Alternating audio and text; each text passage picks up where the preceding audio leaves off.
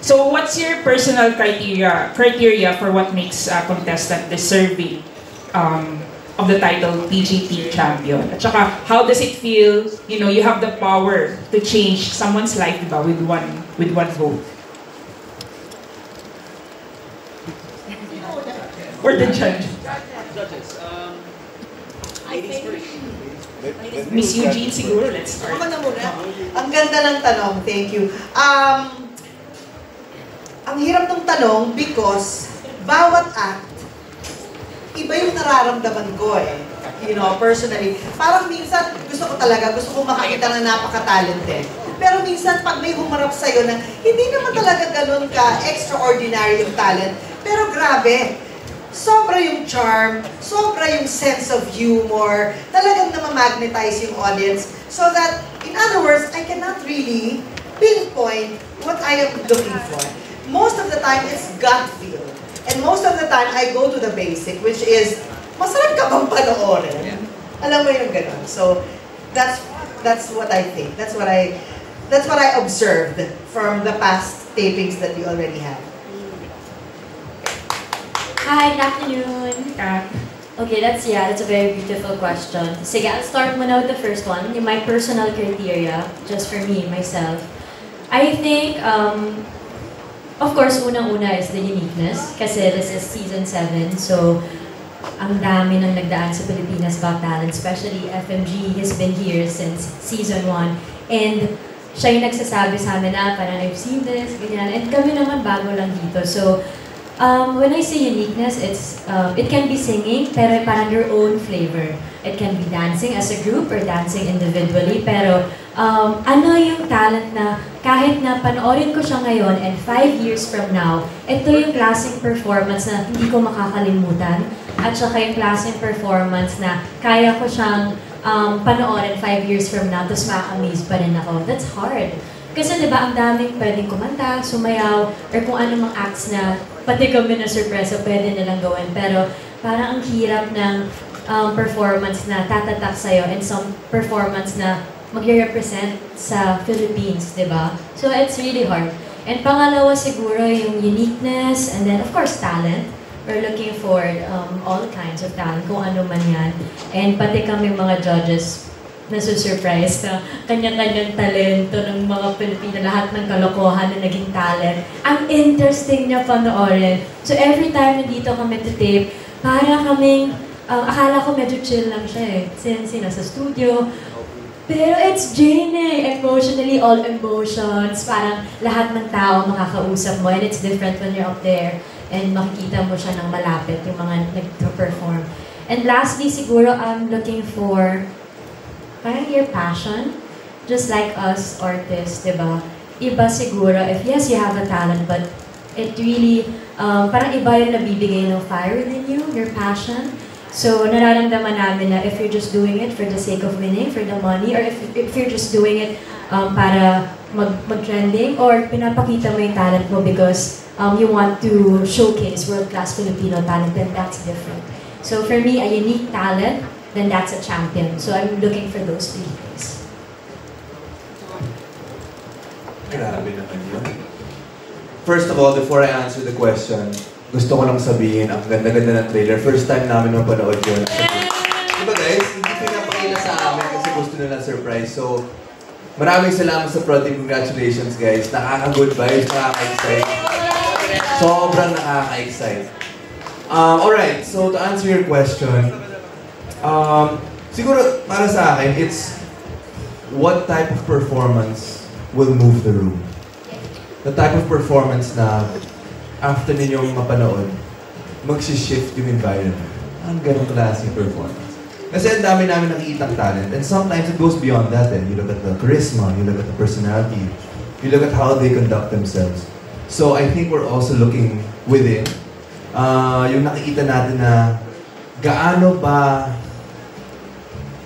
kalala yung fire nila.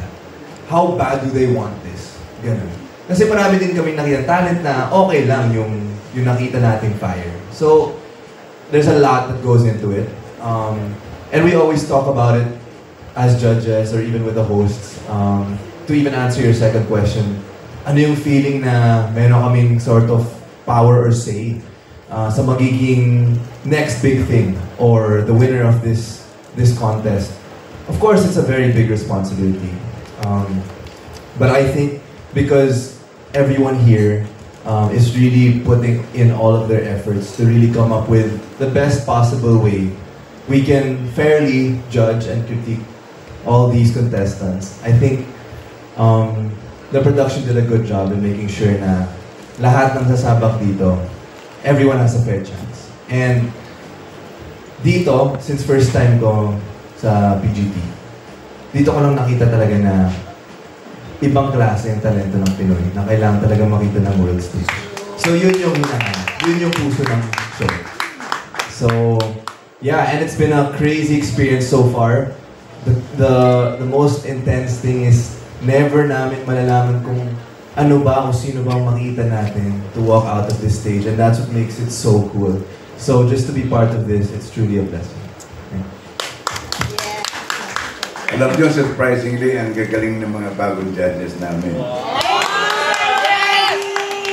Una nga, I've been judging for the last 6 years, and this is 7th year.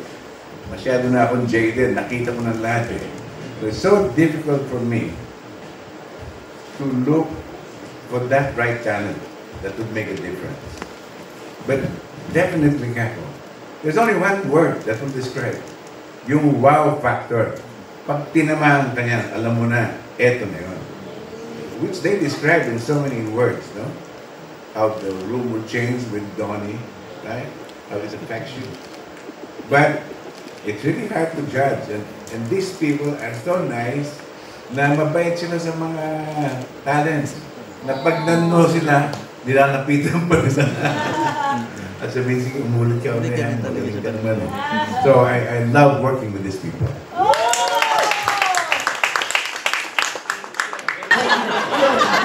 Ang advice ko naman sa kanila is, alam mo, kapag sumali ka naman, at kahit nga nagtatrabaho ka sa araw-araw, ang gawin mo lang naman is, do your best. And God will do the rest, di ba? So, pag ginawa mo na ang best mo, mano ka ba, mayes ka ba dyan, basta yung sarili mo na kontento ka, approve.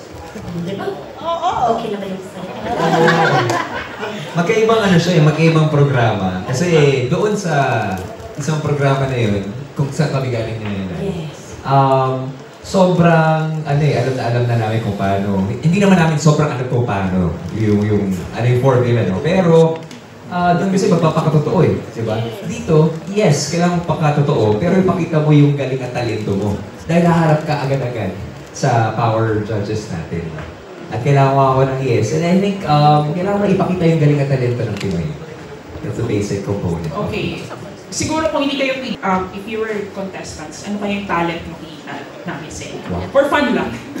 That's my last question. Ako siguro ang gagawin ko, sing and dance with a twist. Paano yung twist na yun? Habang nagsaswimming.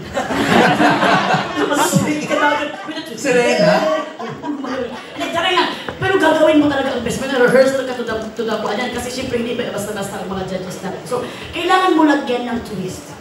Para talagang ma-amaze, mapasabi talaga si FMJ na wow. I think yung ginagawa ko palagi sa PGT ngayon, talento na. To be with Melay. Yeah! Diba? Tatagal ka kasama ito, kaya saludo ko kay Jason. Hoy! Ang galing-galing mo. Ikaw ang pinaka-talented na tao na kilala ko. Thank you. I on the show to do the same. Do you want me to repeat the question? I can answer. My answer is, why you English? Grabe naman ang parang sa kumanta mo. Ano naman tanong? Pwede isa-isa. Ano nasabi mo? Ano daw yan? Meron na daw mga experiences na sa reality shows at saka lahat daw yun, napanalunan mo na. Hindi ko naman yung napanalunan. Ano daw yung advice mo na pwedeng ibigay sa mga contestant para manalo naman dito sa competition na to?